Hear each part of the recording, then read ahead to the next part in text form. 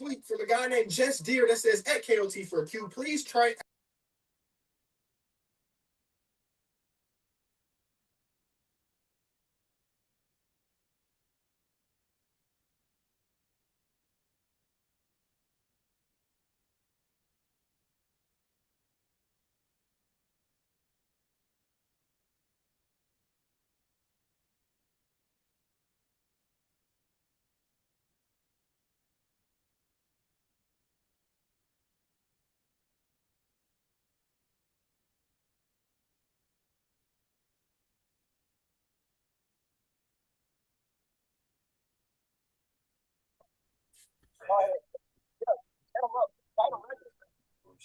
Yo, it's good.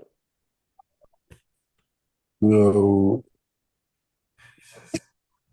I'm gonna give a couple minutes, see if anybody else join.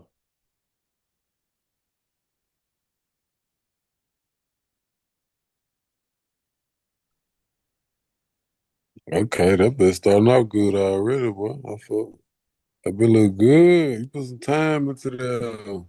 Yes, it took some time.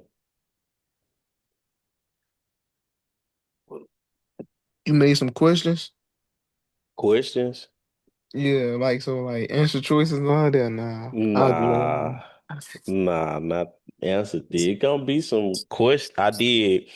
It is a like a I ain't gonna say a trick question in the PowerPoint, but it is something to see who paying attention.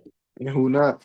Or just what you did or did you learn what was just taught.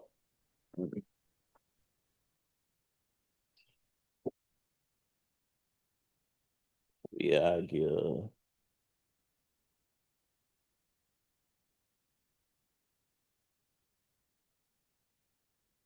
feel like a few minutes.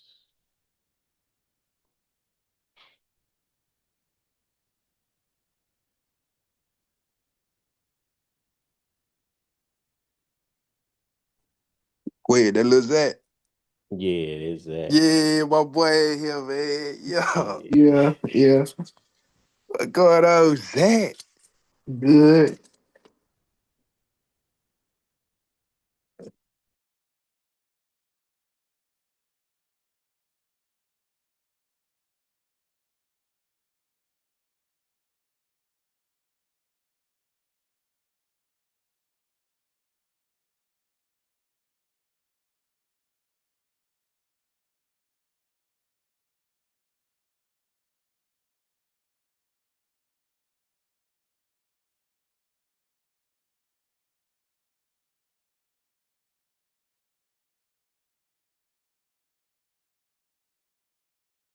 I'm gonna start at 8:10, so anybody ain't in here, it is. It's gonna be recorded, so they'll just be able to watch the recording.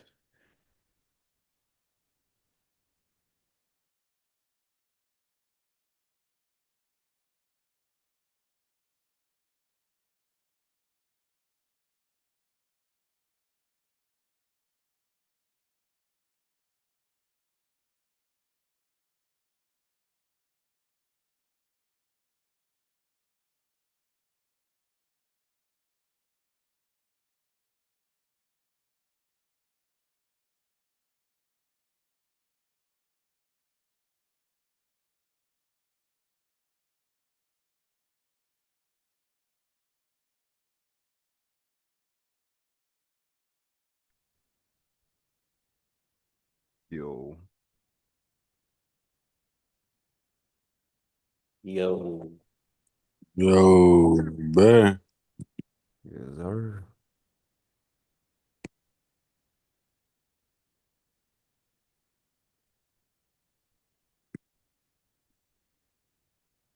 yeah, I'm just getting a couple like 2 more minutes to see if anybody else gonna join. Then go over I'm gonna go over the liquidity stuff, and then for the people who kind of new, we gonna go into something more advanced just so y'all can get a look at what y'all will be able to do by the time y'all done. learning, or as y'all progress with y'all learning, y'all be able to see like what we doing and how what you gonna learn today, how you'll be able to piece it together.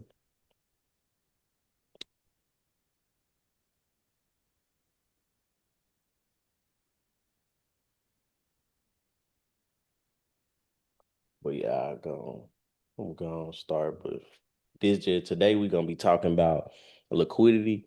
And if you haven't already, remember that boot camp. Remember to watch that boot camp because it's gonna break down all the basic things that you need to understand. So this is just gonna piggyback off of that. So if you understand that, it'll be kind of easier for you to understand what's going on with this. So this is liquidity. The first thing that we have to understand is liquidity. And I spoke on it a little bit yesterday, but liquidity moves the market. The market cannot move without liquidity. And it's two types of liquidity. Let's see. It's the liquidity is like a ICT framework. Basically, it's stop losses, and it's like where stop losses are sitting. And if you want to know why it matters, large institutions need thousands of orders to enter or exit their position. They hunt these areas to get their orders filled without moving the price against themselves. And it's like the market moves from one area of liquidity to another. So the market is just always looking for liquidity. And it's two main types of liquidity. And if I need to slow down, if y'all have questions, just remember, feel free to stop me if you're not getting it. And I do have pictures that'll go with this, but it's two main types of liquidity. We have buy side liquidity and we have sell side liquidity. For buy side liquidity is found above old highs and equal highs. This is where short sellers have their buy stop losses. And smart money, basically banks and institutions or people who have a lot of money, the smart money uses these to sell their buy side positions or enter new shorts. And sell side liquidity will be found below old lows and equal lows.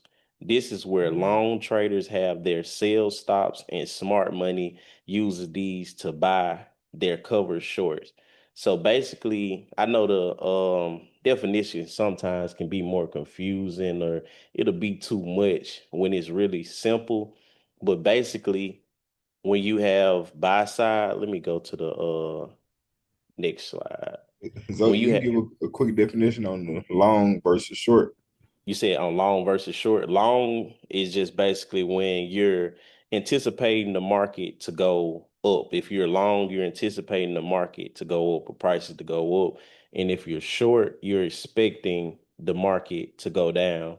So, for example, if you're long, your stop loss will be below where you're long at, and that will be sell side liquidity. And if you're short, your stop loss will be above where you're long at, and that will be buy side liquidity. And I do have some examples to go along with that.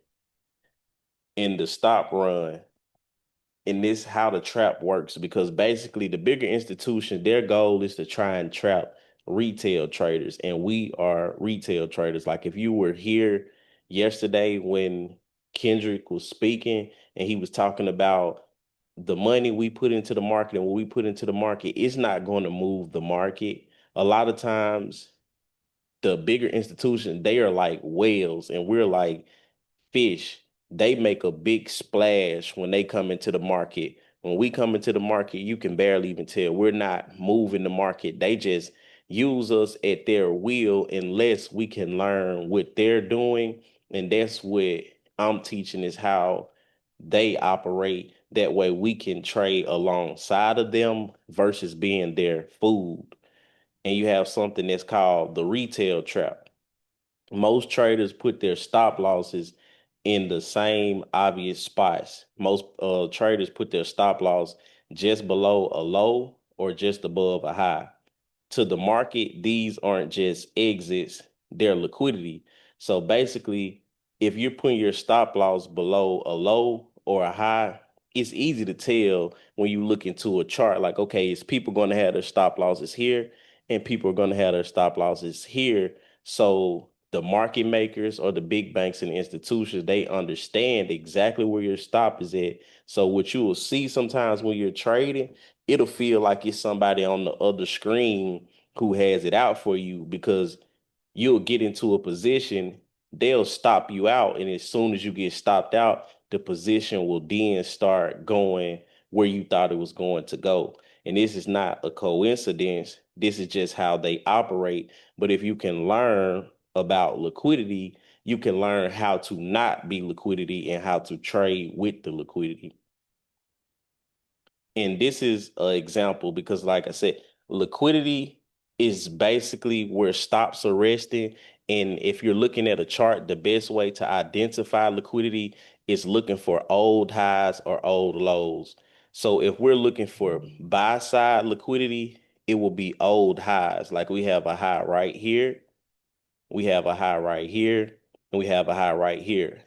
All of these points will be buy side liquidity, because a person who got into the market and went short, predicting that the market would go down, they will have their stop loss above where they got in the position, because as long as the price goes under their stop loss, they're in profit.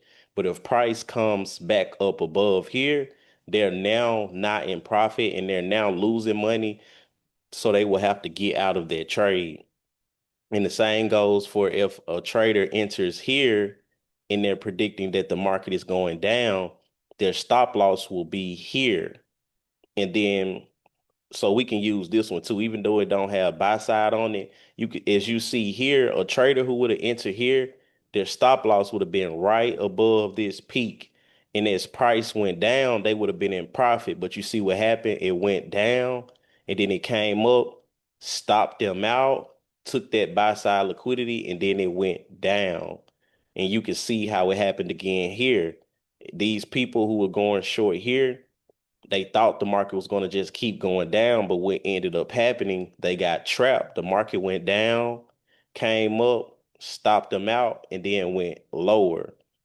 And the same thing is goes for sell side liquidity. You will have sell side liquidity when you're expecting the market to go up. When you're expecting the market to go up. And to make this even simpler, if you're in a position to buy, why it's called sell side and buy side, if you're in a position and you're trying to buy, in order for you have to get out of that position, you have to sell it back. So it's going to be called sell side, because the big institutions are trying to force you to sell it, sell back. And if you're buying, like if you're in a position and if you're in a position and you're selling, you have to buy it back. It's You can't buy something that you already bought. You can't sell something that you already sold. So if you're in a sell position, you have to buy it back. And if you're in a buy position, you have to sell it back. So that's where we get sell side and buy side.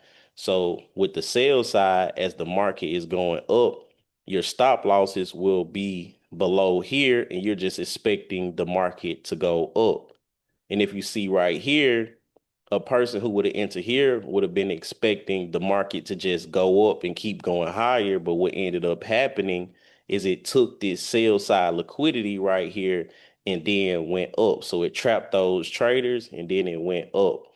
So that's why we want to be able to identify liquidity and understand liquidity, is because we do not want to be the traders who get trapped right here. We want to be the traders who are able to identify that traps will happen, and we want to enter after the trap has occurred. And for and this right here is blank for a reason, because before I show the next one, I want to ask anybody, I want to ask somebody, is this buy side liquidity or is this sell side liquidity that's being swept right here? I can answer. Yeah, anybody can answer. Everybody can answer. That'd be buy side, right? Yes, sir. Anybody else? Or anybody think it's something else besides buy side? I agree. Okay. Well, yeah, that's what I Look just. You like said what? I don't know. What you was finna say? I was it look like both, but I don't know. But I just want to like go off of this right here. This is what you would consider this is what you would consider buy side liquidity because anybody who entered right here and was going short, their stop losses would be right above here. And if you go short, you have to buy your position back. So its price would have came back up here and they would have been proved wrong and they were in shorts, they would have to buy their position back. So you have to when the market is going down and you want to enter a position, you have to sell it. So once they get in this position and they sell as it's going down, they're in profit, but then it turns around and it goes up and it kicks them out of profit. Now they have to buy the position back unless they want to be liquidated, and liquidated means lose all of their money. And right here is another example of where we have buy side and we have sell side. So like again, I say on this buy side, you see we have this old high right here and as you see, price came up to this old high and then it reversed and turned around. And that's one of the main things that I will be showing and talking about today is because one of the ways we use liquidity is to tell us when the market is about to reverse or when we can predict the market to reverse and go the other way. So right here, you see we have a old high. And at this old high, people went short here. And who went short here, they made money all the way to down here. But eventually, price came back up here. So anybody who had stop losses resting right here, once price came back up to here, they were stopped out and the market makers forced them to sell their position. And when the market makers forced them to sell their position, they got those orders and then they sent the market down and they made money off of that. So it's like you will have your buy side and you will have your sell side. And so when we sweep sell side liquidity, that's when we're going to expect the reversal to go to the upside. Like how you see here, we swept it down here, then the market went up, and we swept it right here, and the market went up, and then we swept this buy side, and then the market reversed and went down. So the two main type of liquidities that we have is buy side and sales side. Like that'll be one of the most important things that you have to understand is the difference between buy side and sell side. And the more that you look at the charts, you will understand buy side and sell side better the more you look at it. So if it is a little, if it's a little confusing, let me know. I do have more examples and it will get easier. And here's another depiction right here where you have some sell side here. You have this low and you have this low here. And with this line chart, you see this low right here is came and swept out these two previous lows. So with it coming to sweep out these two previous lows, a person knows that this is a sweep of sell side. And if there's a sweep of sell side, they want to enter a position that is going to the upside. And if you're entering a position that's going to the upside, you have to put in a stop loss. And that's why we call it sell side because your stop loss will be right here and you will be forced to sell if the position don't go up and it decides to come down. This is where you will be forced to sell, causing that sell side liquidity. And this is where, like, if you enter here and expecting the market to go up, anybody who knows how to chart will know this is where most people have their stop losses at. So if the market is going to reverse and we're looking for liquidity to hunt, we will know that it's going to be this liquidity right here. And I think this is probably almost one of the last slide, but where's the money sitting? To find the best trades, we look for these three high value liquidity pools in the big level. So if you're looking like, okay, we talked about liquidity, so what type of liquidities or what do we need to look for when we looking at the chart to be able to further understand liquidity? And you want to look at the highs and lows of the previous day. So when we're looking at a daily chart, which reflects that each candle represents a day, you want to look at that previous day high, that previous day low. Or if you're looking at a weekly chart, you want to look at the previous week high or the previous week low. And if it's a monthly chart, you want to look at the previous month high, previous month low. Those will be liquidity pools that we can look to target or we can look for reversals. And these are some of the strongest magnets for price. And then we have the clean levels.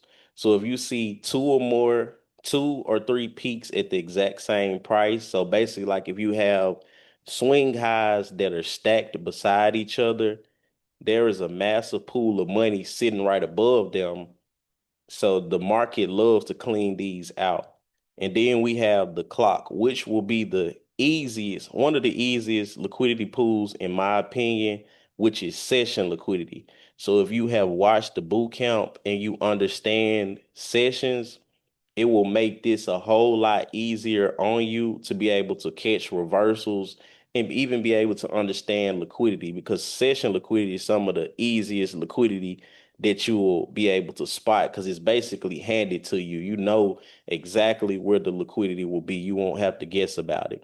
And with the session liquidity, we have the Asian range, and the market usually stays quiet and builds up orders on both sides during the Asian session. And then after the Asian session, we have London and then New York. And when we have London and New York, one of these sessions will almost always raid the Asian high or low before starting the real move of the day. And if you don't know what raid mean, it's just another term for like sweep. It will just basically sweep one side. So if we have an Asian high and an Asia low, it will sweep the Asia low or raid the Asia low, then it will turn around and go to the Asia high. And I do have plenty of examples like this one here. So your Asia session will be from 8 p.m. to 12 a.m. This is the Asia range. So when you're looking at Asia range, you will identify the highest point that we went during Asia, and you will identify the lowest point we went during Asia. And once Asia is over, what you will be looking for is a sweep of either for basically for price to either go below Asia or for it to go above it first. And as you see, during Asia range, we just kind of consolidated, which is mean price just moves sideways. And then after it moves sideways, you see during London, we kind of got a sweep. We swept under the Asian range, and then what did we do during the London? During the London, we started reversing. After we swept, we reversed. And the London range is from 2 a.m. to 5 a.m. And these times will always be like set in stone. So your Asia range will always be from 8 p.m. to 12 a.m.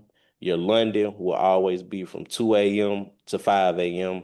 And you see during this London, we swept under there. And then during the New York session, we just continued to go up and we ended up taking out this Asia range high. And that's what we will be doing a lot of is once we see one side of liquidity swept, most times we will understand that once one side is swept, now we need to go and take out the other side of the range. So we swept this Asia low range. Now we're trying to find a trade opportunity to go and take out the Asia high range, because what we understand is the market loves liquidity. That's all the market is doing, is hunting liquidity. And like I said, these session ranges will be some of the easiest liquidity that you will be able to spot. And definitely as a beginner, it's probably some of the easiest liquidity because you don't have to look hard. As long as you know the range from the Asia range, and you mark the high and the low, you will know where the liquidity is at the high and it's at the low. So that's going to be some of the easiest liquidity you probably can spot.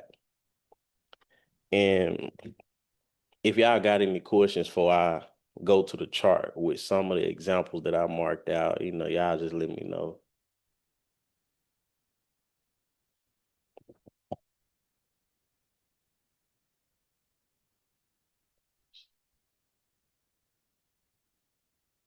Don't nobody got no question? I know somebody got a question.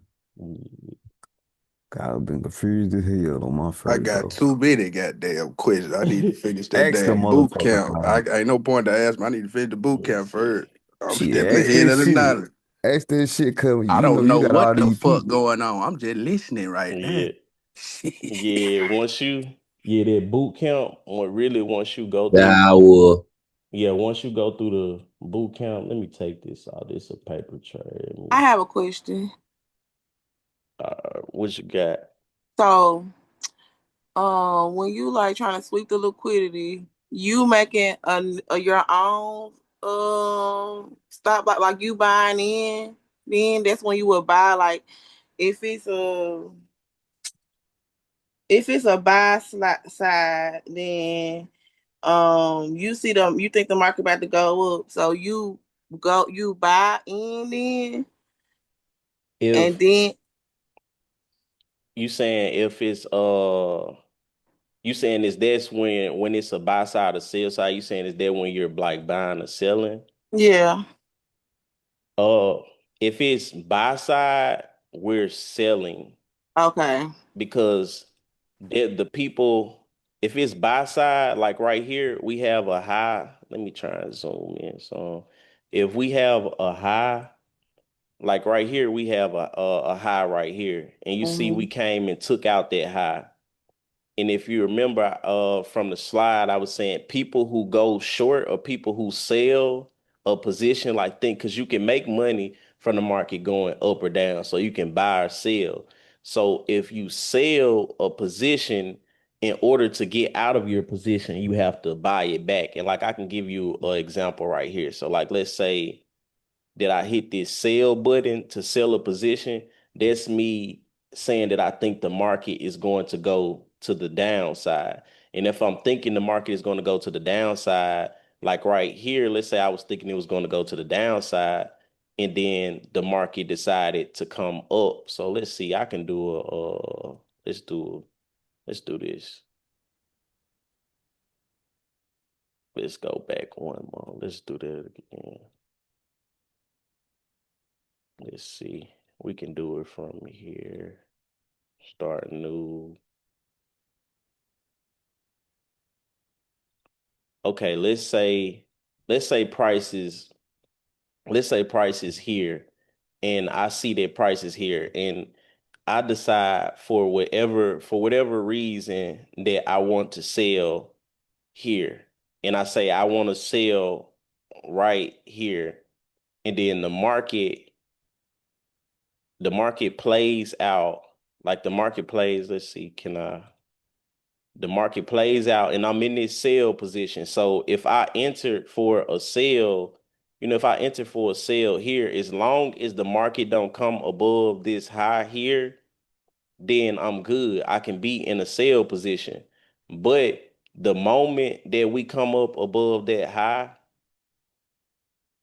like how we went above this high here, in order for me to get out this position and just take my loss, I have to buy it back. So like how I'm in that sell, I have to press the buy button to get out. That's why it's called buy side. So it's like when you have buy side, you're actually going to be looking for the market to go down whenever you see buy side. And whenever you see sell side, you're going to be expecting the market to go up.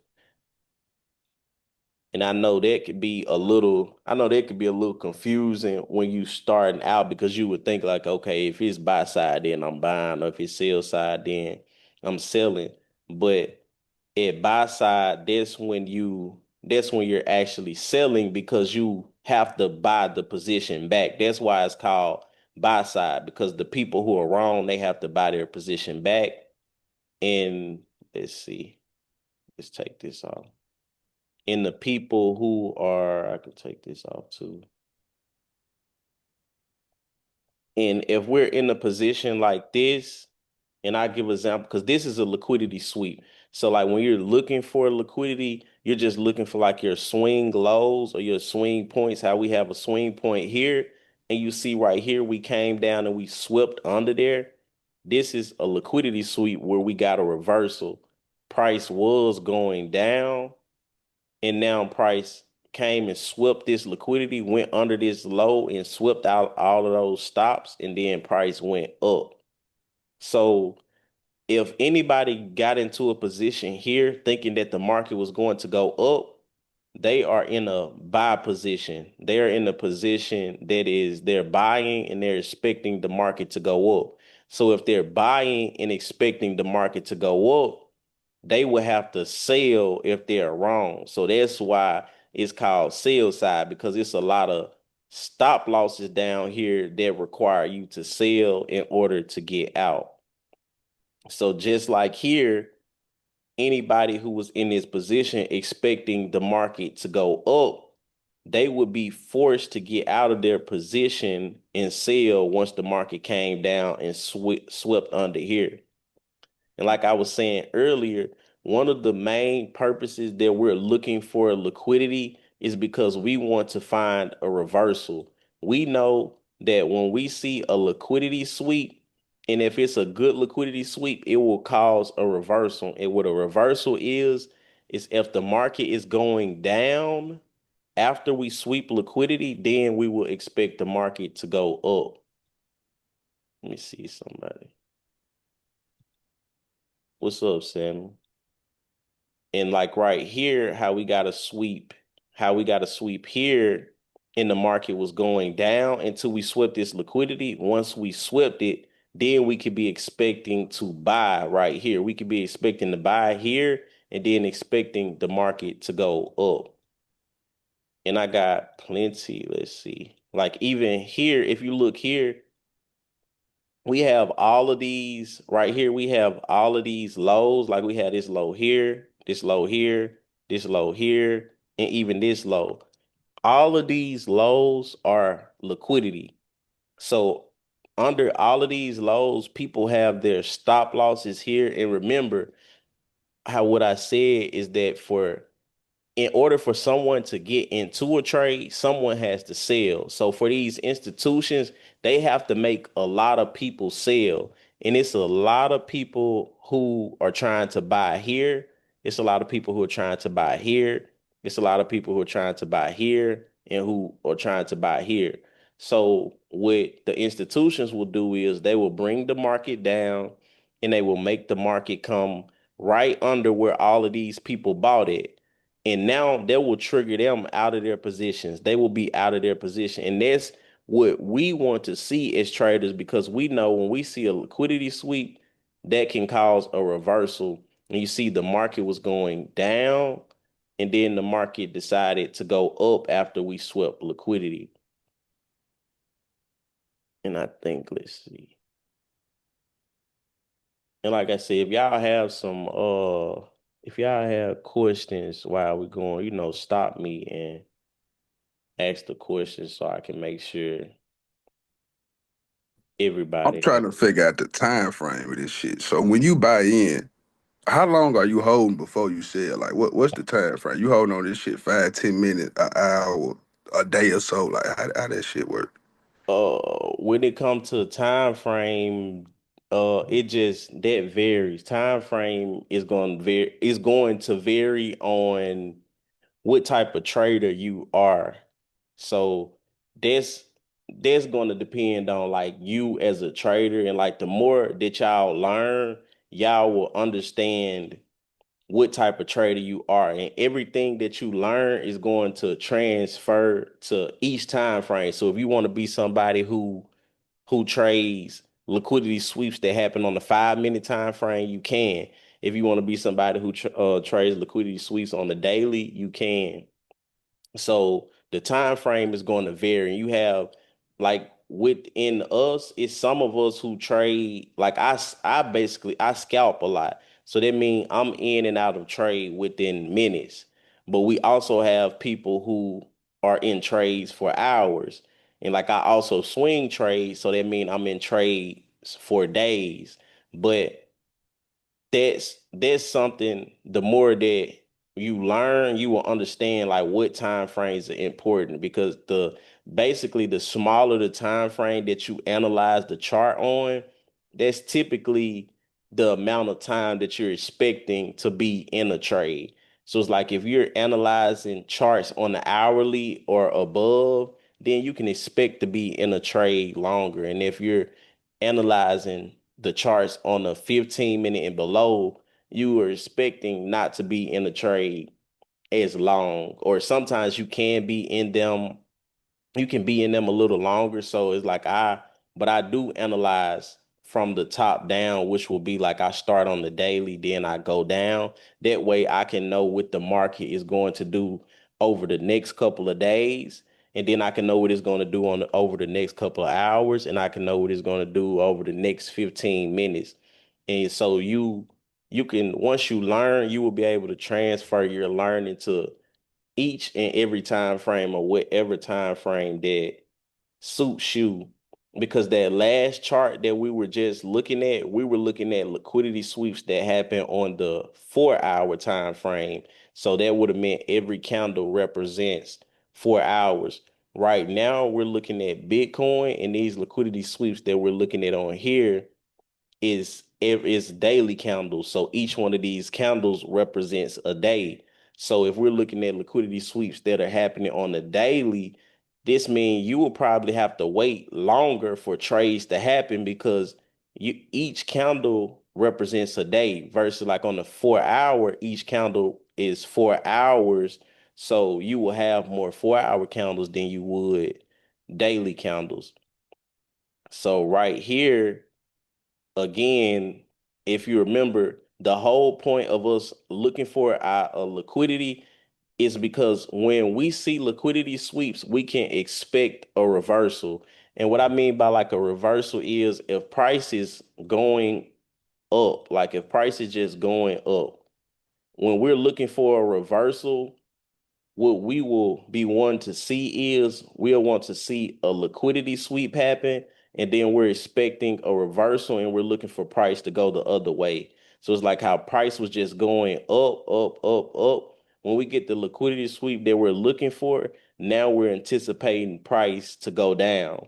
And as through these examples, what you will see is when we get those liquidity sweeps, a good liquidity sweep always leads to a reversal, and we're looking for this pattern that occurs a lot on our charts. Like you can see right here, we had these old highs. We had these old highs over here. And so above these old highs, it's liquidity. And what you see happen above these old highs is that we swept above there. You see price went above it a little bit, and then it reversed, and then price went down. And just like here, you see we have this old high here. What did price do? Price went above it a little bit. It couldn't hold and go higher. So it just stopped right there, and then it went lower. And as you can see, when we get those liquidity sweeps, that causes price to reverse, because as you can see over here, price was just going up, up, up. And once we got this liquidity sweep, it caused price to go down. So our liquidity sweeps gives us signs of when the market can turn around. And when we understand where the market is about to turn around, that's where we can capitalize. Because if we see a liquidity sweep here and we understand that we swept liquidity on the buy side, we can understand, okay, after we sweep this liquidity, now it's time for us to sell the market. Now we can sell the market and expect for it to go down. So after it swept here, price went lower. After it swept here, price went lower. And as you can see over here, the opposite, or we can start here, you can see the opposite happen over here for the buy side. So what you see is price going down, right? Like price is just going down, down, down. It's in a downtrend. And through this downtrend, we then came and swept liquidity.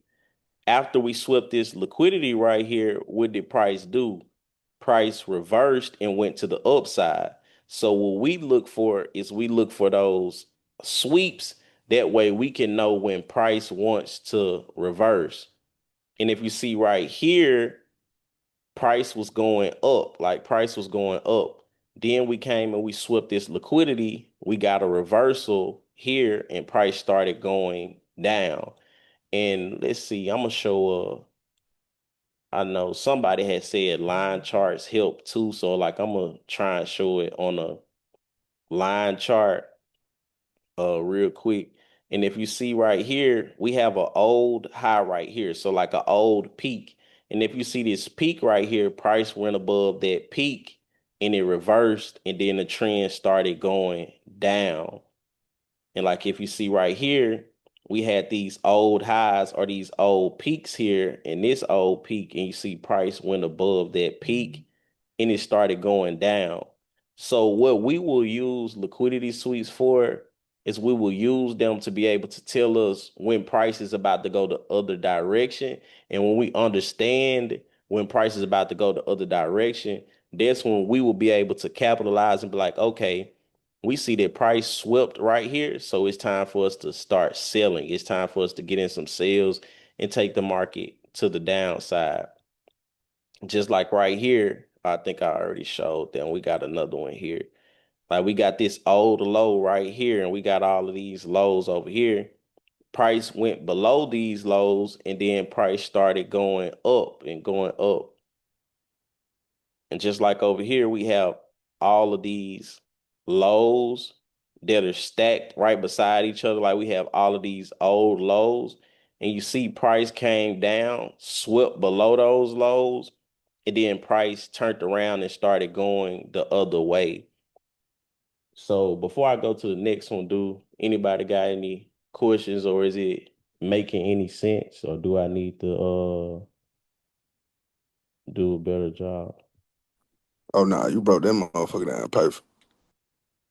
So basically, when the liquidity sweep happens, people got their stop losses already set, like right at that new high or at that old high, and they like, so a stop loss is like when they put in the system like automatically sell my stuff or buy my stuff when it passed this line. So the bank see, that, well, guess that everybody gonna have they stop loss above that old high. And when they see that old, they go and do the liquidity sweep.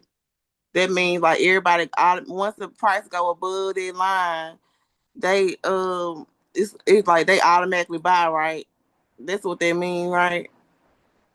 Like, Um, when it go above this line, these people, yeah, they will be forced to buy, and that will kick them out because the banks are trying to get into a sale for the market to go down. So these people who thought the market was going down, they'll be forced to give their position to the bank, and the bank will just take it the opposite way, basically.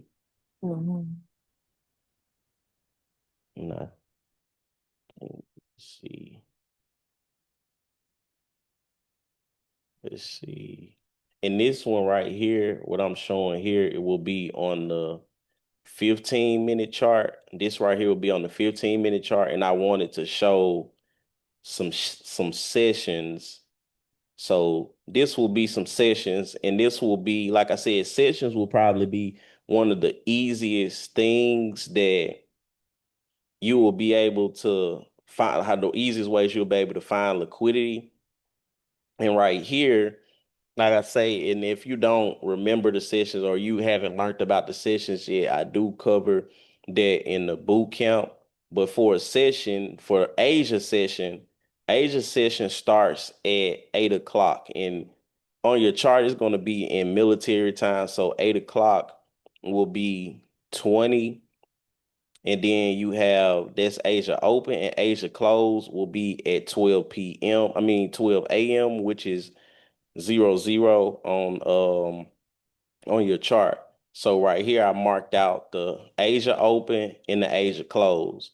So during this Asia open and this Asia close, which will be our Asia session, We want to find the highest point that the market has been during Asia, and we want to find the lowest point that the market has been during Asia. Once we have that marked out, now what we want to do is we want to wait and see which side does the market take liquidity from. And as you see, after Asia, the market came and it took the Asia low. And after it took this Asia low, traders like us would be like, okay, the banks took orders from Asia low.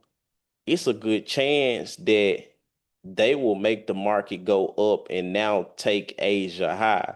So once we see one side swip, our eyes now go to the other side of the range, and you see like we swept out this Asia low, and then we went up and took out that Asia high. And I want to show this example too, but I think I'm gonna go to the 5 minute to show that one. And now that I'm on the 5 minute, each one of these candles on this 5 minute represents 5 minutes. So this candle is 5 minute, this candle is 5 minute, this candle is 5 minute. And again, in the boot camp, I do explain the candlesticks and the importance of the different time frames, because all time frames tell a different part of the story. Because if you just look at the daily candle, you won't get to see what happens inside of that day. You will just get to see that one candle. But sometimes we need to know what is happening inside of that daily candle. So we break that daily candle down into different time frames. So we break it down into 5 minute increments or hourly increments or 4 hour increments or 15 minute increments. As you can see, all of the time frames that we can look at, because they all give you different versions of the story that'll all be important. Yeah, like if you check the comments, like he said, you're going to use all the time frames to make a good trade. But right here, we have another session, which is London session right here. And your London session will be from 2 a.m. to 5 a.m. So during the London session, what you want to do is you want to mark out the lowest point that price went during London, and you want to mark out the highest price that we went during London. And once you have the highest and the lowest that we went during London, now all you have to do is wait and see which side of the range do we take out. And once you see which liquidity we take, like right here, you see we took sell side liquidity right here at like 8:10, at 8:10 in the morning, we took out this Asian session low. And if we took out the Asian session low, can somebody tell me where should we be going next?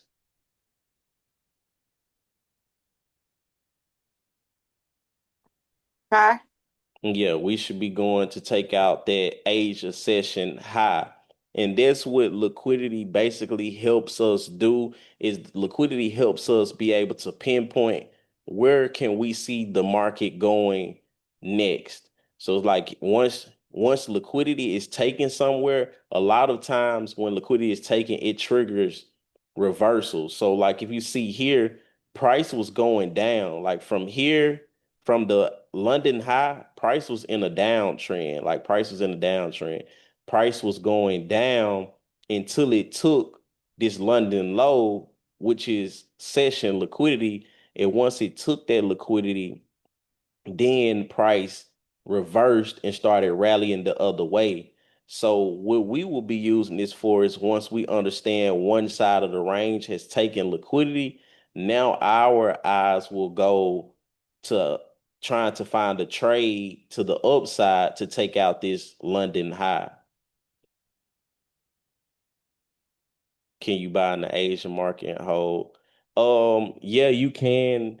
You can buy You can buy during any market. You can buy during any market. So you can buy during Asia, London, and then New York open, New York through New York close. So you can buy during any session, but I will say it's a lot easier to trade American session or the New York session than it will be to trade the Asia session or the London session. A lot of times the Asia session will just consolidate or move sideways.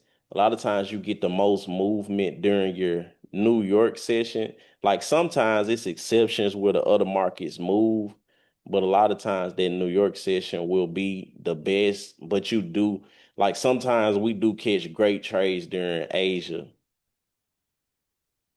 So that's basically what I wanted to break down and give some context on liquidity. And I do have whenever I go over something, I do like give homework, or I have videos of, of people that I watched on YouTube and things that help me to better understand. So I do have videos for anybody who might need extra learning or need more detailed, or just, want to be able to go through more videos. I do have more videos that explain liquidity from different people or people who helped me during my journey. But liquidity will be one of the most important things that we use because it will tell us when the market is about to reverse. And when the market is about to reverse, that will be when we can catch major opportunities to be able to get in to buy or to sell, because we know that the market moves from one liquidity pool to the next liquidity pool. It's always looking for liquidity. Like the market cannot move without liquidity. So that's why it's one of the first lessons that I wanted to go over. So if y'all got any other questions, let me know. Yeah, like he said, yeah, liquidity one of the most important things. Let's see. And Sammy, I see you on here. If you don't mind giving your take on liquidity. I know you probably got a take, or if you can. If you can't, that's fine.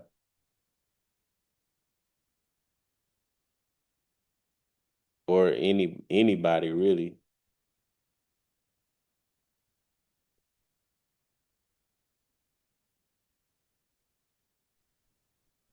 Yeah, basically, how I see liquidity is, so I'm gonna start at the beginning. So buy side and sell side was confusing for me at first. So I just had to break that down into my own terms. Oh, buy side being, going up, sell side going down. That helped me in the beginning. So anything he say, just break it down into your own terms. So if you're looking at this chart here, liquidity for me is when we going into these points like he got outlined in black at the top and the bottom, London high, London low. And to his point, you got people with stop losses on both sides, because just like anybody that's gambling, you got somebody going this way or you got somebody going that way. So when liquidity being taken, it's like momentum being taken, how I see it. Like the market or the candles can't move unless it go re-up or if it go gas up, taking somebody stop. It's damn near a game. It's got to go take somebody stop out to go move to the other side. So that's basically what liquidity is to me. Somebody shit getting took, and then it's running to the other side. However you want to look at it, flipping it to your own terms. It's just like you going to, I don't know. That's the best way I can put it, I guess.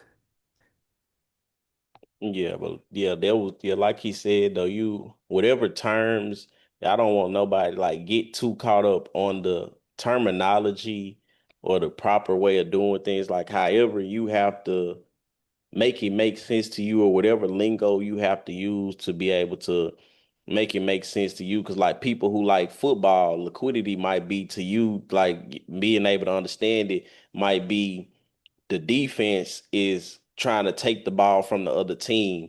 And like you got the offense trying to move the ball to one side of the field, and you got the defense trying to stop it from getting moved to the other side of the field. So if the defense get an interception, that's liquidity being taken. Now they're about to try to take this interception and take it to the other end zone. So it's like that's kind of how liquidity is. It's like you have players in the middle and they're both trying to get the ball to the other side and stop you. Like once one person get a touchdown, now the other team about to try and go get a touchdown. So it's like it's however you need to break it down however it need to make sense to you. You can, or you can, like cars. Cars need gas to move. So it's like if you go to one gas station down here and now you fill up on gas, now you can go and you can ride wherever you need to go. And then once you run out of gas to this side, now you stop and get some more gas and you gas up and you're able to go wherever else you need to go in the opposite direction. It's like liquidity, and liquidity is also one of those things that gets easier the more you see it. And like Raya said in the like she just said in the comments, this probably something you want to write in your notes. Liquidity, when you're looking for liquidity on your chart, liquidity will always be your swing highs and swing lows. And for anybody who don't understand swing highs, swing lows, it is in the boot camp. And so once you understand swing highs and swing lows, it will make liquidity make a lot of more sense. So it's like right here, we have a swing high right here. This point here is a swing high. And the swing high is a 3 candle pattern with the middle candle being the highest. So you see this candle is lower, this candle is the highest, and then this candle is lower. So like swing highs form like a peak, like almost like a triangle. I look at them like peaks, so like mountaintops. So you see right here, we have this swing high. And then you see right here, we ended up taking out this swing high, getting a liquidity sweep right here when price was going up. And now we swept above this liquidity and then we got a reversal and it went to the downside. Or even if you look at this peak here, if you remember what I said, we have a swing high with the middle candle being the high. So it's like if you look at the peaks. And another thing I wanted to say, I think I was telling Jody earlier, it's not imperative or it's not very important that you just always pay attention to every single individual candle. I like to look at the candles as a whole and like as as the trend, like what is the overall trend? So I look at the charts in terms of swing highs and swing lows. So right here we have a swing high. Right here we have a swing high. Right here, we have a swing high. So we have all of these swing highs. I just look at it like, okay, I see that price is going higher. We have a high here, and then we have a higher high, then we have a higher high, and then right here we have a higher high. So that helps me to be able to identify the trend. And like here we have a higher high. So you see all of these highs are getting higher. So that's when we can understand like swing highs and swing lows. They can help us to better understand liquidity and what's going on with liquidity because as you see here, we have a swing high right here. We have a swing high right there. And what happened? We went above that swing high and we could not go higher. We could not push higher. So it swept that liquidity. Then the trend changed and we started going down. And when you're looking at trends or you're looking at these charts, you see right here how these highs are getting higher. Like we got a point right here where it's a high. We got a high, a higher high, then a high that's higher than that, which makes another higher high, then another higher high, then another high. But after we made this high, can anybody tell me what started happening after we made this high right here?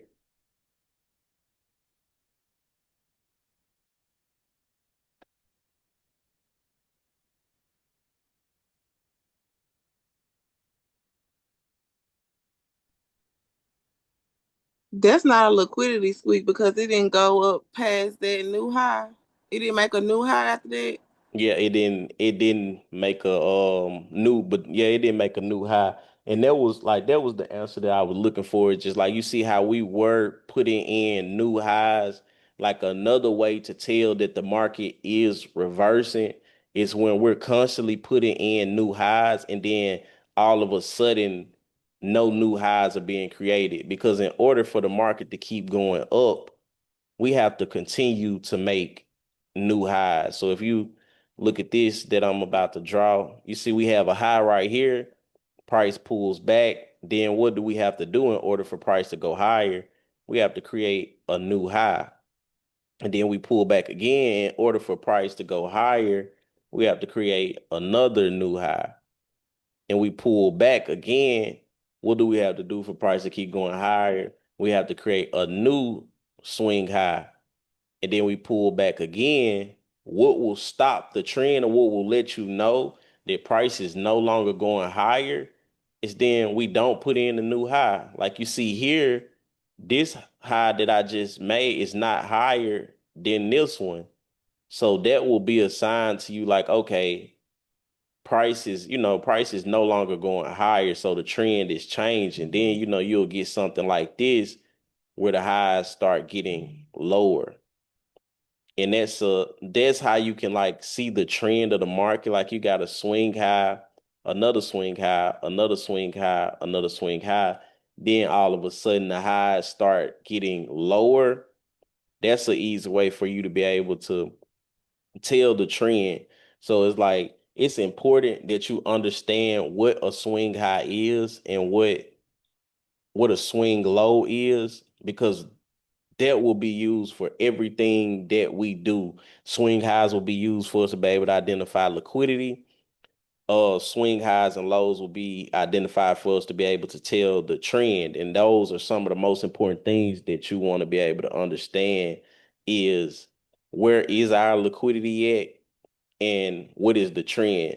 And if anybody taking notes, one thing you can write down for liquidity is liquidity will be in places where you see your most obvious swing highs and your most obvious swing lows. So, like right here, this swing high right here is obvious, so it's liquidity there. This swing high here is obvious, so it's liquidity there. This swing high here is obvious, so it's liquidity there. This swing low is obvious, so it's liquidity there. This swing low is obvious, so it's liquidity there. And this swing low is obvious, so it's liquidity there. So that's why I say it's important to understand your swing highs and swing lows, because that will help you to understand your liquidity. And if like for anybody who hasn't already watched the boot camp, make sure you watch the boot camp. And I will have this like as a replay because I am recording, so you'll be able to rewatch this and make it make some more sense. And I will send other links that will be able to help you further understand liquidity, because I also feel like liquidity probably will be the hardest thing that you have to learn. I don't know if the people who recently learned liquidity would they agree, or which I say liquidity one of the hardest things to grasp, or which I'll say. I It wouldn't took say me that. a long time. Yeah, I say that shit easy to grasp. I mean, it's easy to see, you know what I'm saying, but it's hard to grasp and see what it really mean. I say that's what it was for me. Like, Yeah, but then I can't say that at the same time because the first day, we went over goddamn. We was on that bit for what, an hour talking about this shit. Yeah, Yeah, yeah. So I learned it in a day, but at the same time, I still when I started trading and shit, I was still getting fucked up by not letting the liquidity sweep. You know what I'm saying? yeah. So just remembering this shit. You know what I'm saying? That's why it's so important to remember. You know what I'm saying? What you were saying is that I say it was the same thing for me. Like it's like easy to learn, but it was just like hard for me to like put it on the charts and all that. What you had said, Gary? No, dang, this said exactly what I was finna say. Like it easy to see what liquidity is, but it's another thing to apply it. So he said exactly what I was finna say.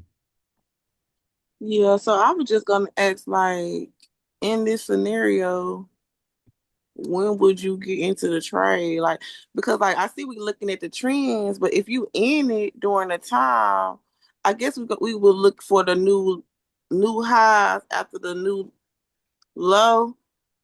Is that make sense? I don't know. Uh, let's see. Can I find the? I would say to answer that question, another thing that was important, like all these highs that we looking at, it gonna make most sense when you put it into like them sessions he was saying, like New York. I mean, yeah, New York AM high, New York AM low, London high, London low. So that way you ain't looking at just every high, every low. It's like important ones you looking at that get swept, and then you looking for the reaction after it. Yeah, I think that's let's see if I don't yeah, we got it's a perfect example today. It's a perfect example that happened today. So for example, if you're looking to like let's say we came to the market and we're looking to trade. This right here, all of this blue space and even this space over here, all of this that's on the chart now, this is what happened in the market today. So this is from today. And right here, this is our London session. And for anybody who don't have it, it is an indicator that'll help you be able to you won't have to remember the sessions basically is what I'm trying to say. You won't have to remember the session. You have an indicator that'll automatically plot the sessions on your chart. Like you see Asia session here, and then you see London session here. So you'll automatically have it plotted of this London session high and this London session low. So if we would just woke up in the morning, like let's say we woke up at 5 or 6 in the morning and we see that we have this London session low and this London session high. If we're looking to try to capitalize off of this and see where can we find a trade, when we wake up in the morning, we will have both of these marked out. And we'll mark out like it's already marked for us, but I'm gonna just draw a line over it again, mark out the high and the low. So we have this London session high right here.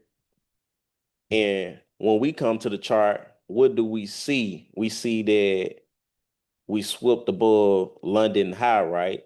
So once we swept above this London high, in our mind, once we sweep above here, now we should be looking for an opportunity to sell the market and seeing can we find some type of setup that will help us to be able to sell the market or be able to get into a position to go to the downside. So we swept this liquidity. Now we're in sales to take it to the downside. And you see, what did we ended up doing? We ended up taking out London high, and where did we go? We came down to London low and well beyond that. So like today would have been a day that you would have been able to make good money. And like he was saying, it's way easier to learn liquidity or get better with liquidity when you keep it simple at the beginning and just look for your session liquidities, like how we have this London session. Mark out your London session range, and if you see one side of that London session range taken, now you want to try and find the opportunity to get in to take out the other side of this London range. Do that make sense? I see somebody said something.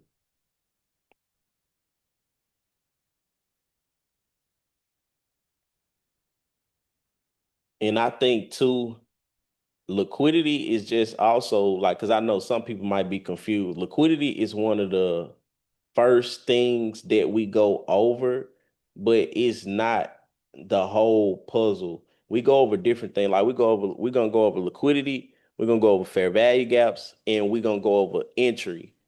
But before you can enter or before you should be thinking about entering a trade, you should understand liquidity and how the market is always looking for liquidity or seeking liquidity or going from liquidity to liquidity.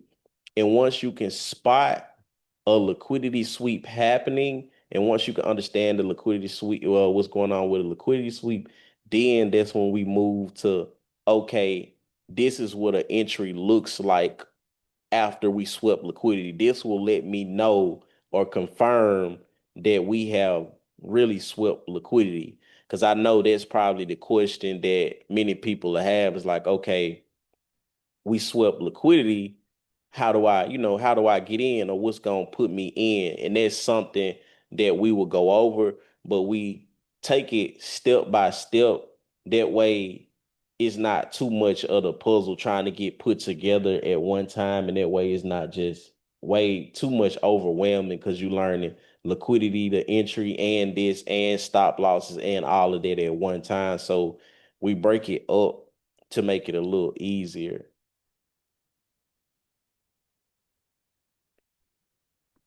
Okay, I just want to see if I'm kind of conceptualizing this right.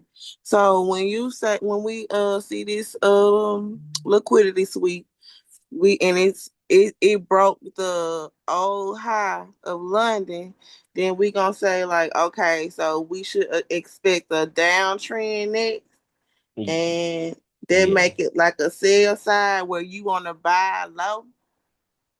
Um, yeah, well, you want to say you expecting to just sell the market and then you expecting to sell it and once it come down to this London low, you will just buy to get out you just getting out to position once we come down to this London low. Oh, So gotcha. you get in here because like remember what I was saying, once we sweep this liquidity to take the market to the downside, you have to sell it. Like you don't hit once we sweep this liquidity when you get in the position, you're not gonna hit the buy button, you're gonna hit the sell button. So you're gonna sell it and it's going down. And once you're ready to get out, you just gonna buy your position back. But I think you're I think you pretty much getting it. Like I pretty much think you understand it. And like I said, whatever you terms or however you need to conceptualize it yourself, you can do that. It's no concrete way that that you have to use this term or you have to think of it this way. It's like whatever make the most sense to you. That's how you look at it. Because like I know Gary, when he was starting out, that's what he would always do. Like he would come up like, so I'm gonna use this because this is what make the most sense to me, or these the terms that I can use for myself to keep it kind of simple and not overcomplicated.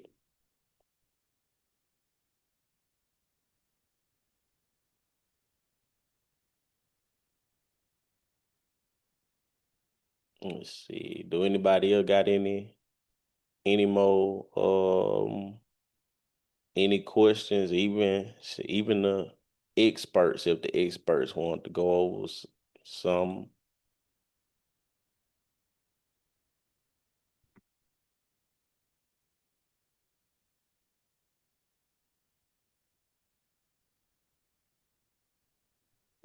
Yeah, last thing I say is the 3 minute to show another form of the market getting liquidity versus just taking out old highs and old lows. Like when they tap back into that fair value gap today. Or if you just, let me see, pull up that picture from the Discord I sent. It'll be easy because it got 1, 2, 3 on there. But for whatever reason, my Discord not even All right, I ain't open. opening. Try to open it as administrator. Let me see. How, Then do a right click. Yeah, I don't know why. still ain't done. I don't know why it won't open.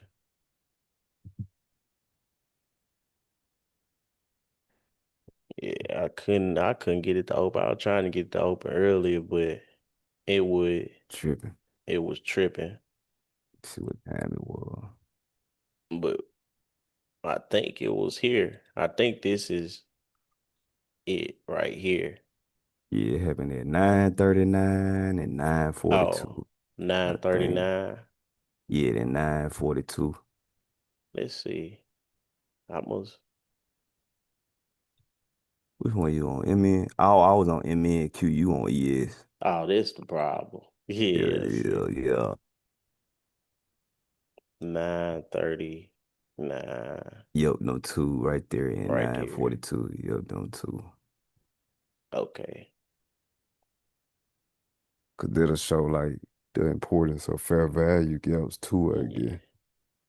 Yeah. And this will probably tie something else in. Like I say, if you don't understand fair value gaps, make sure you watch that boot camp because fair value gaps will probably be most people's favorite thing because they fair value gaps are very helpful.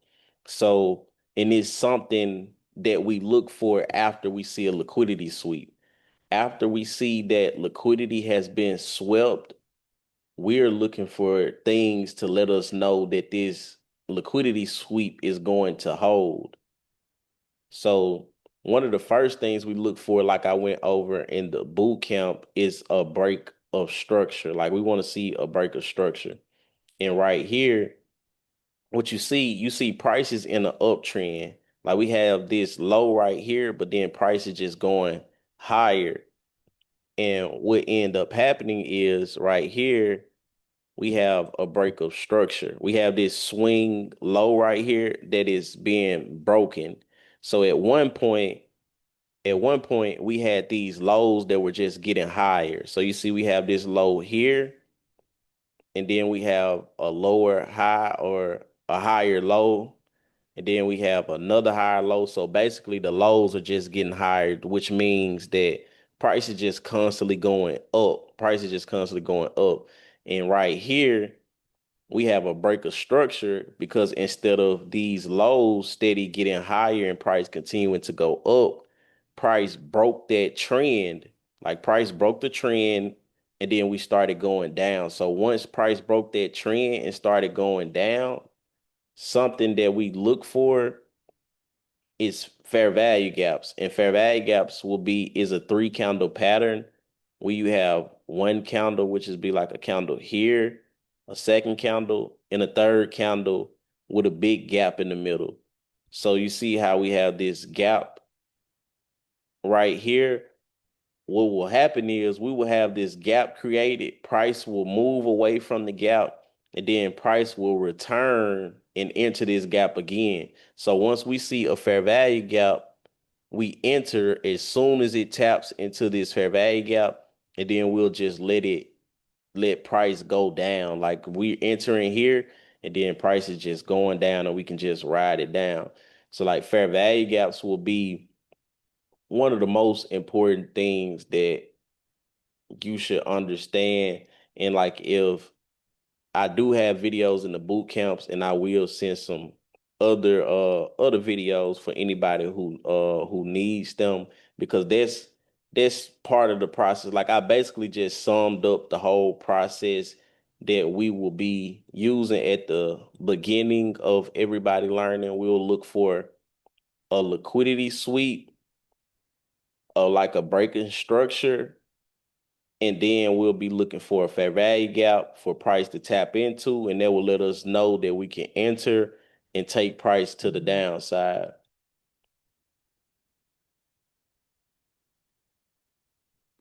Okay, and so by this being on the 3 minute, that mean like you got basically like 6 minutes to get in that trade. Um, the time frame you don't it don't well the time frame don't mean that you have a certain time that you know you have to be in or you have to be out. Each time frame is just giving you a different perspective. And like so sometimes stuff that you will see on this 3 minute time frame you couldn't see on the hourly. Like, so you wouldn't be able to enter a precise trade like this on the hourly. So what happens when we go down to these smaller time frames, it helps us to get a better entry because you see on this smaller time frame, you see how small these candles are. It helps us to be able to tighten our stop loss up. It helps us to be able to have a smaller stop loss, which means like we're able to risk less money. So like let's go to an hourly chart real quick. You see how big these candles are on the hourly? Like how much of a difference it is. So if we use a stop loss or something that's based off of a hourly chart, then we will be losing a lot more money because price moves a lot differently on the hourly than it does on the 3 minute. So it's like these time frames are not saying like, hey, you got this amount of time to get in. It's just like it's all one story, but it's just being told a different way. So it's just like if you have a book, like let's just say the daily chart is your whole book.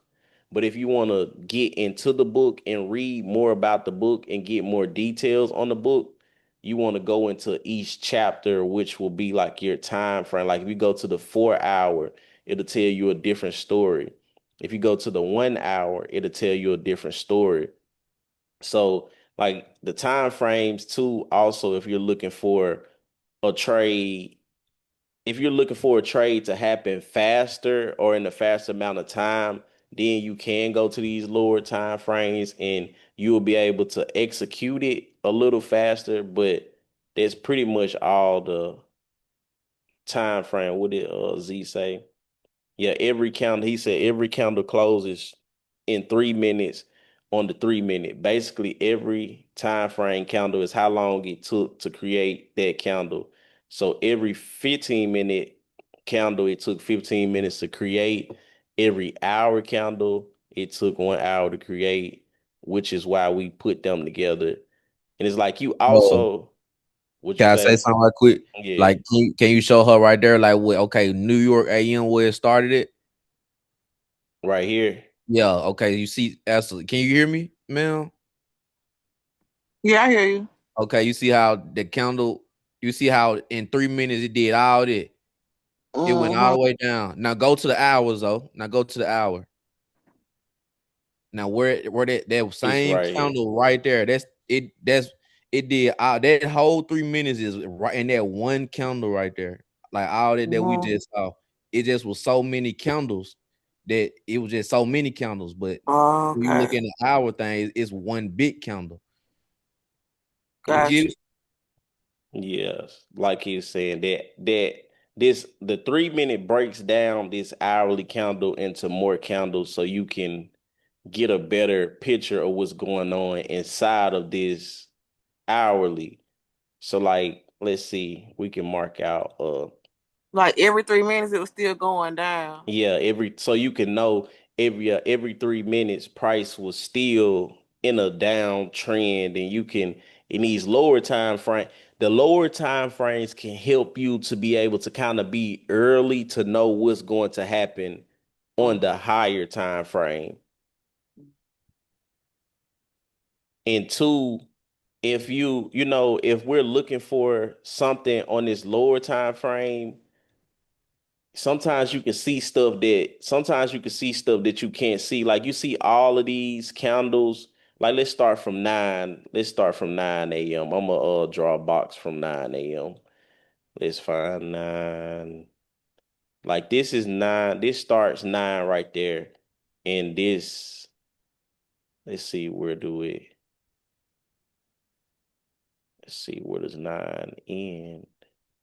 I'm trying to 9 to 10 to 10 to 10. There we go. So this right here, you see this whole box? This is an hour worth of candles broken down into 3 minutes. So you can see what is going on within the hourly time frame on this 3 minute. So we can be able to break it down a little better. Because if we go look at this hourly time frame, if we go look at this hourly time frame, you see how it's just one candle. it's Mhm. it's no way for us to be able to find a good entry that we would have been able to find on that 3 minute on this hourly because it's not giving us enough of the story. It's just one candle. So we want to go and break that candle down. And it's the same thing. Like each time frame gives you a better perspective of another time frame. It's just like if we're looking at something on the daily chart, like let's say we're looking at this candle right here on the daily chart, we can only see this one candle on this daily. Like we can only each one of these candles represent a day. But if we want to break that down more and get more to the story, we might want to go down to the hourly time frame because you see how now this is the same start. This is the start of that daily candle. But you see now how we're breaking this daily candle down into multiple candles. Now we see what's going on inside of those. Like this is 2 days worth of candles. Now we see what's actually going down in this daily time frame, like from a better perspective, so we can find trades inside of that day. Or like if it's an hourly, if we're looking for a trade on the hourly, we might want to break it down on the lower time frame. That way we can see more to the story.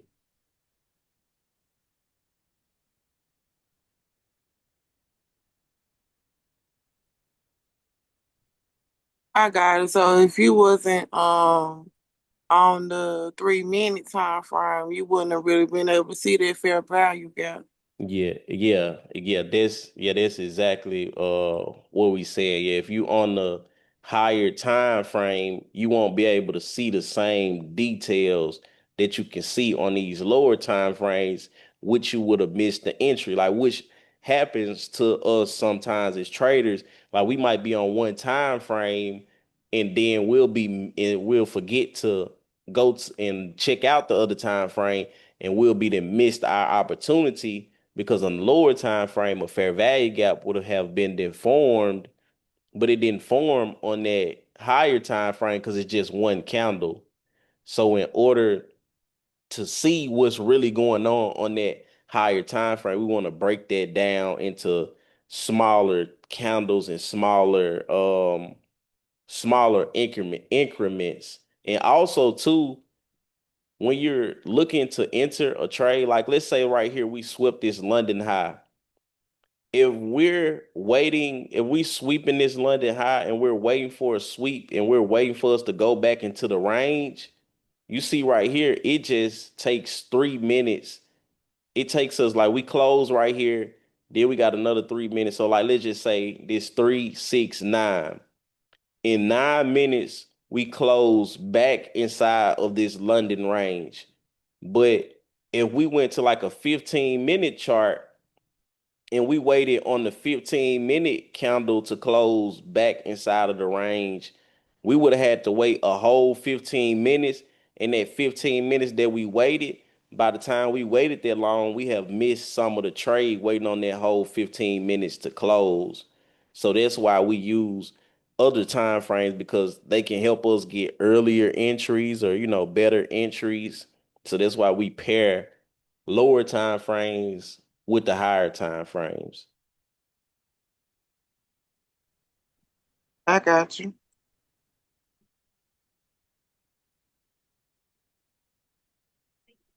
Also, something super important though.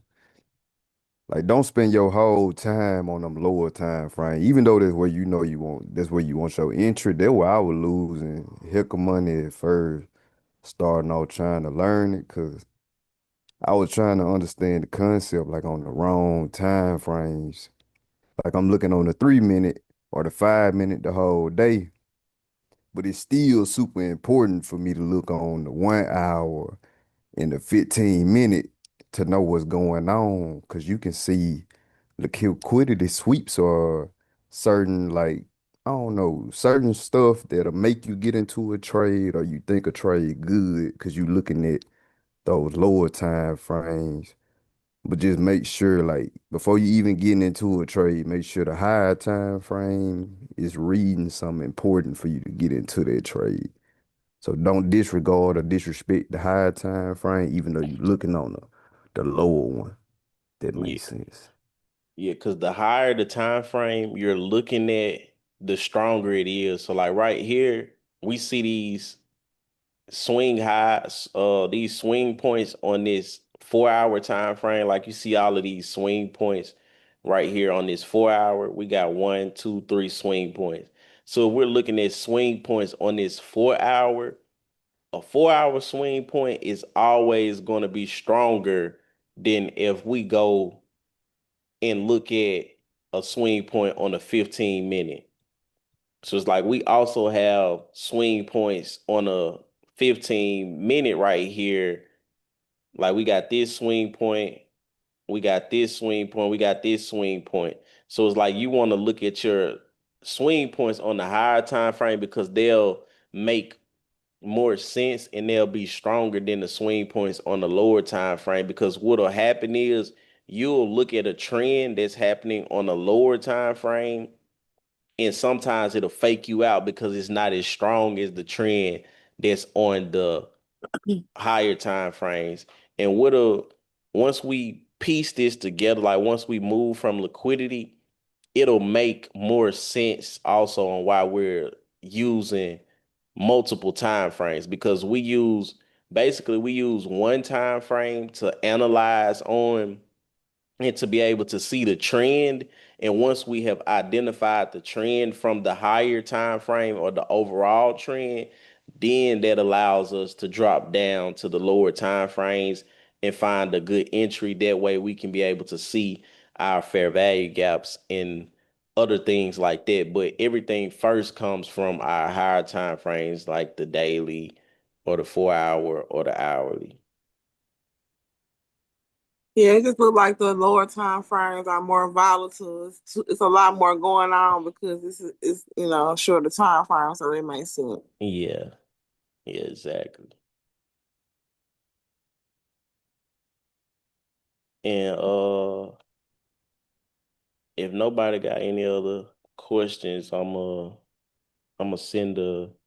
upload this when it get done, and then I'm gonna also send some other videos on liquidity. That way, if you need to watch some other stuff on liquidity, it'll help piece this all together and help it make more sense. That way, when we move to the next thing, it'll make more sense. And like one thing about this learning is the more you learn, the more it get pieced together. Because once we move to the next step, it's gonna make all of this make even more sense.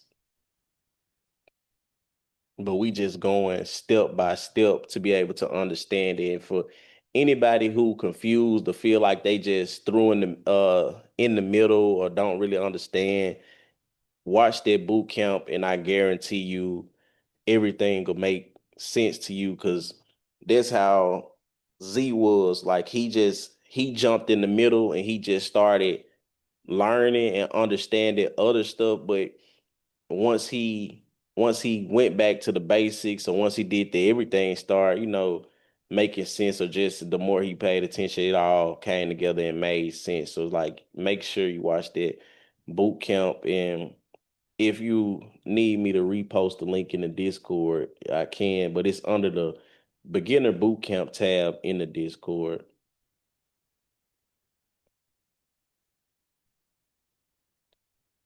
But I appreciate all y'all for stopping by. For sure. For sure. For sure. Appreciate you. For sure, man. Y'all keep So tapping in, bro. This shit gonna get easy, I promise. yeah, we'll get back to it. I'm gonna I'm gonna send them videos in the Hmm. Discord. Y'all have a good night. All right, so. Appreciate you, bro.